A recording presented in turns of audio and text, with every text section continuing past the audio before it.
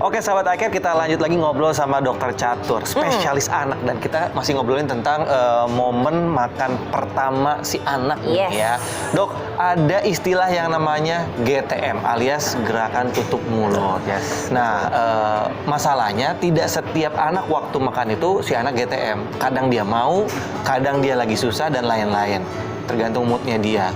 Kita harus cari tahu celahnya nih si orang tua kapan anak mau makan atau apa makanan yang disukai si anak. Nah itu gimana tuh yang benernya? Pertama harus dievaluasi dulu nih cara pemberian makannya. Jadi kalau kita mengajarkan biasanya ada yang namanya jam makan dan juga feeding rule. Apa tuh dok? Ya, pertama jam makan. Kita harus membuat benar-benar mulai dari perkenalan MPASI usia 6 bulan itu harus ada jam makannya. Jarak antar makan itu 2-3 jam. Satu hari 24 jam harus dibuat runtutan jam makannya. Kalau misalnya jam makan tersebut sudah kita buat dan sudah kita perkenalkan dari usia 6 bulan, biasanya anak itu tidak akan GTM. Gitu.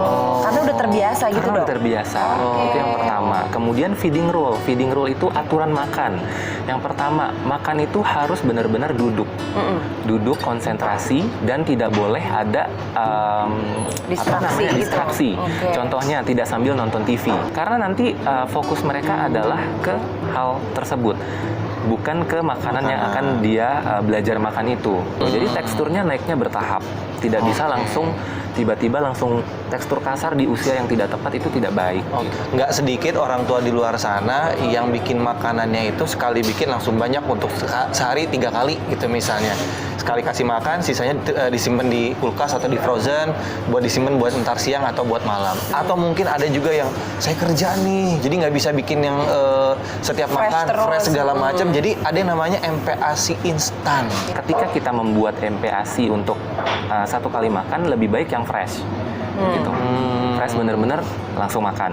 Tapi kalau misalnya memang kesibukan dari orang tua untuk disimpan, ya resikonya adalah itu pengurangan dari unsur-unsur gizi yang terkandung akibat proses penyimpanan tersebut. Terus kalau MPASI komersial yang sisi lain gitu ya, Instan ya. yang instan yang banyak di supermarket atau di pasar, sebenarnya itu diboleh-bolehkan saja gitu. Sebelum dibuat di MPASI instan itu, produsen-produsen tersebut sebenarnya sudah menaati peraturan dari WHO. Mengenai MPASI organik tuh gimana dok? Organik itu berarti kan raw materialnya ya, jadi bahan dasarnya itu bersifat organik.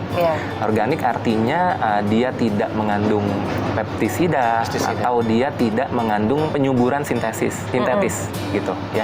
Artinya mereka mengklaim bahwa bebas dari 2 hal tersebut. Ya. Artinya yang diharapkan adalah makanannya lebih sehat. Itu satu ya. Namun dari beberapa penelitian, kalau dibandingkan nih antara organik sama non organik, sebenarnya kandungan nutrisinya itu tidak jauh berbeda gitu. Jadi boleh-boleh saja untuk organik. Nah, daripada kita ngomongin masa lalu saya dan masa lalu Kino, lebih baik kita ngobrol sama ada seorang ibu muda yang lagi menjalani masa MPASI bersama si kecilnya. Seru deh, yuk kita ketemu teman aku yuk. Ayo. Ayo dok.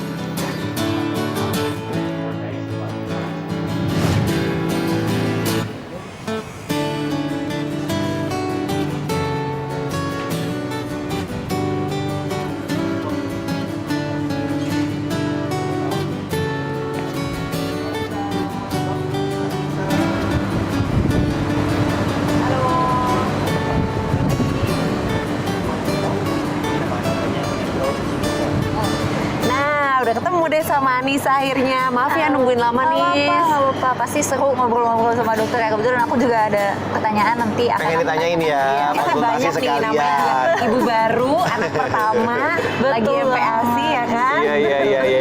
Nih, tapi ngomong gimana sekarang si kecil udah nafsu makannya gimana? Jadi anak aku tuh nggak begitu lancar makannya. Nah, jadi emang harus ada distraction. Yang sebenarnya aku tahu itu nggak boleh, tapi kalau misalnya nggak makan, aku juga jadi sedih. Nanti ibunya yang GTM kan. Dilema. Ini pasti banyak banget nih dialamin sama sahabat iCare di rumah. Nggak boleh dikasih distraction, nggak boleh dikasih mainan, tapi kalau nggak dikasih mainan nggak mau makan sama sekali.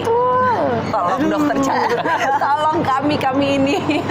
Ini adalah momok sehari-hari sebenarnya ya buat ibu-ibu baru. Kayak anak makan apa aja deh, boleh deh nonton TV boleh, kemudian nyetel musik boleh gitu. Nah itu namanya permissive feeding dan itu tidak disarankan sebenarnya karena nantinya akan mindless eating. Jadi dia tuh ketika makan, dia tuh nggak mikir makan itu, nggak ada proses untuk mengunyah dan lain-lain. Justru dia fokusnya itu hanya ke distraksi yang tadi kita berikan. Itu yang kita takutkan. Melainkan kita harus responsive feeding. Responsive feeding satu, nggak usah dipaksa.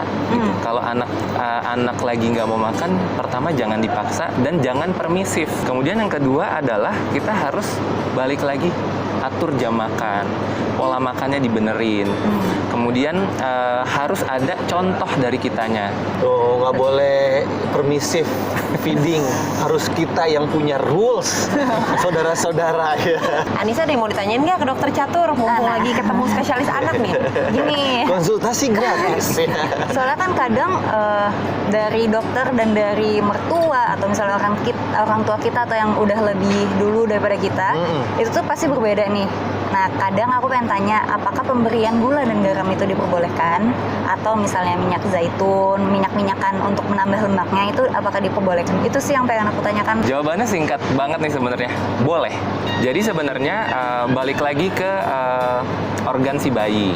Kenapa mereka takut? Fungsi ginjal pada bayi itu dia masih dalam tahap perkembangan untuk menuju kematangan, gitu. Jadi yang ditakutkan adalah mengganggu fungsi-fungsi organ di dalam tubuhnya kalau misalnya kita berikan. Tapi sebenarnya kebutuhan bayi itu tuh sebenarnya sedikit saja gitu. Kalau di literatur dibilang garam itu tuh cuman 1 gram per harinya dia gitu. Dan untuk dapetinnya itu kurang lebih 0,5 sampai 1 gram per hari. Dan itu kan hanya buat rasa kan ya. Gitu. Jadi ketika kita mengolah homemade nih MPASI-nya, tambahin aja gula sejumput, kemudian garam sejumput gitu. Karena memang si kecil juga udah mulai merasakan rasa sebenarnya. Dan harus enak juga gitu. Jadi kalau misalnya kita bikin homemade, kita cobain dulu ke diri kita. Kalau misalnya kitanya suka, pasti anak pasti akan suka. Akan kita lanjutkan lagi nanti ngobrol-ngobrol barengan Dokter Catur. Jangan kemana-mana, tetap di Metro Eye Care. Yes.